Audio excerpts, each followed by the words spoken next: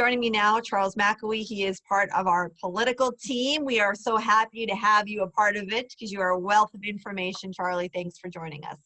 Thanks for having me on. All right, so let's get down to it. Let's talk about Luzerne County. Let's talk about this upcoming election, which they're all important, but this one with, you know, the pandemic going on and the way that people are now able to vote has changed, making history. Right. What a bewildering year to have an election. This is somewhat chaotic at this point. And we're kind of seeing a repeat of 2016, but even more so in the sense of reporters, media flocking to Luzerne County once again to get a pulse of where the election could be headed. Because it seems that, like 2016, Pennsylvania's 20 electoral college votes will determine the victor in this race.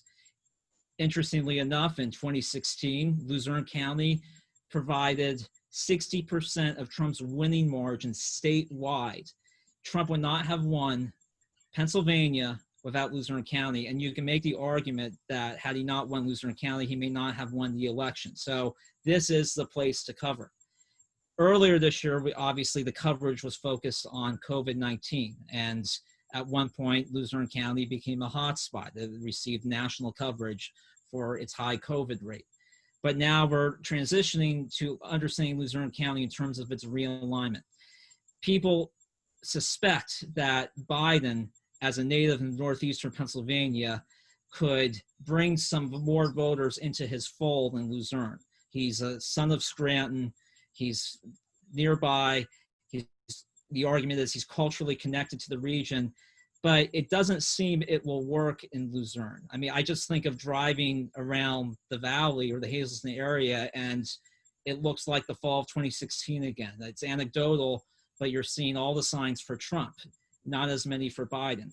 Will there be older, silent generation, older baby boomer Catholic Democrats who may vote for Biden because of that cultural allegiance? Of course, but I don't think it will be enough to overcome the enthusiasm for Trump in Luzerne County. So in many ways, we're just looking at 2016 again, and Luzerne could play the crucial role on election night and in the weeks ahead. More likely than not, we won't have an answer on the evening of November 3rd. That was going to be my next question. With the way that we are able to vote, do you think there are going to be discrepancies? I think it will be chaotic. It's going to be a big fight. And I think what everybody's concerned about is this political apocalyptic scenario where Pennsylvania is to 2020 what Florida was to the election in 2000, where it's a waiting game and both parties are fighting it out over mail-in ballots and everything else. It's a complex issue and it's still unresolved, but yes.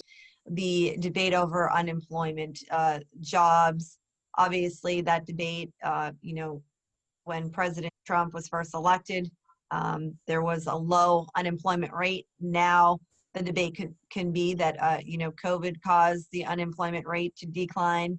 The opposition says otherwise. Yeah, it's interesting.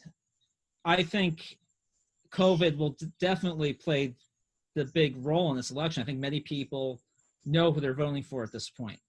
And for many voters, it will be a referendum on Trump's response to the coronavirus, which does present a challenge. That would present a challenge for any president.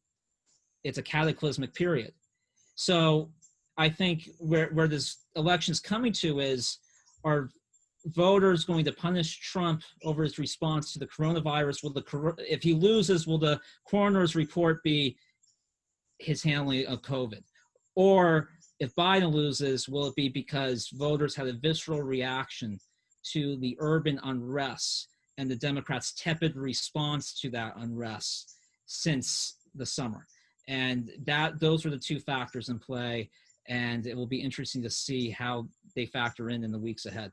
As always, we just encourage everyone to get out there and exercise their right to vote.